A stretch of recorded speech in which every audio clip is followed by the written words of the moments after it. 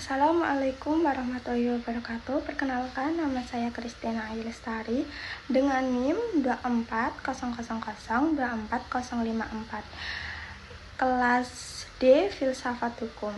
Di sini saya akan menjelaskan mengenai bagaimana konsep hukum yang ideal menurut saya. Nah, di sini saya akan menjelaskan mengenai pengertian hukum terlebih dahulu. Hukum adalah sistem aturan yang dibuat oleh lembaga yang berwenang untuk mengatur kehidupan masyarakat, yang pelaksanaannya dapat dipaksakan dengan sebuah sanksi. Saya akan menjelaskan mengenai bagaimana sih konsep hukum yang ideal menurut saya. Menurut saya, konsep hukum yang ideal itu adalah hukumnya tidak diskriminatif, yaitu tidak memandang siapapun itu dan tidak membeda-bedakan, dan harus bersifat adil ke seluruh masyarakat. Selain itu, hukum itu harus mengikuti perkembangan zaman. Oleh karena itu, hukum harus bersifat dinamis agar disesuaikan dengan perkembangan zaman.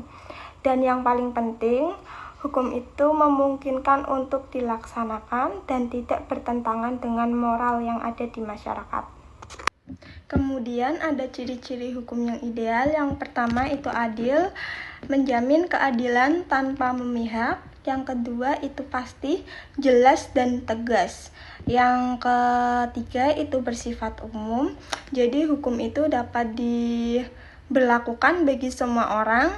Yang keempat itu dapat dilaksanakan, bisa ditegakkan dan sesuai dengan kondisi masyarakat. Yang kelima itu berlandaskan moral, jadi tidak bertentangan dengan nilai-nilai kemanusiaan.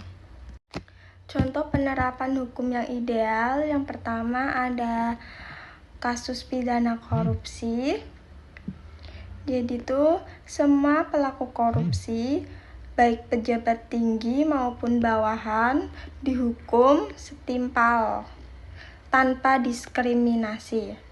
Tapi realitanya dalam beberapa kasus, hukum bisa tajam ke bawah tapi tumpul ke atas. Contoh yang kedua, itu ada Undang-Undang Perlindungan Konsumen. Hukum idealnya itu memberikan perlindungan kepada konsumen dari barang atau jasa yang mengikat dan memberi sanksi kepada pelaku yang nakal. Kedua, itu adalah penerapan restoratif justice. Contoh kasusnya, misalnya ada anak di bawah umur yang mencuri karena dia kelaparan, dan penyelesaiannya itu melalui mediasi antara pelaku, korban, dan masyarakat. Jadi kesimpulannya, hukum yang ideal itu adalah hukum yang adil, pasti, dan bermanfaat bagi seluruh masyarakat di Indonesia. Hukum ini tidak hanya mengatur, tetapi juga menjaga nilai kemanusiaan, moral, dan keadilan sosial. Hukum ini juga harus jelas, dapat diterapkan, dan mampu beradaptasi dengan perkembangan zaman agar benar-benar menjadi alat untuk menciptakan ketertiban dan kesejahteraan bersama. Cukup sekian dan terima kasih. Wassalamualaikum warahmatullahi wabarakatuh.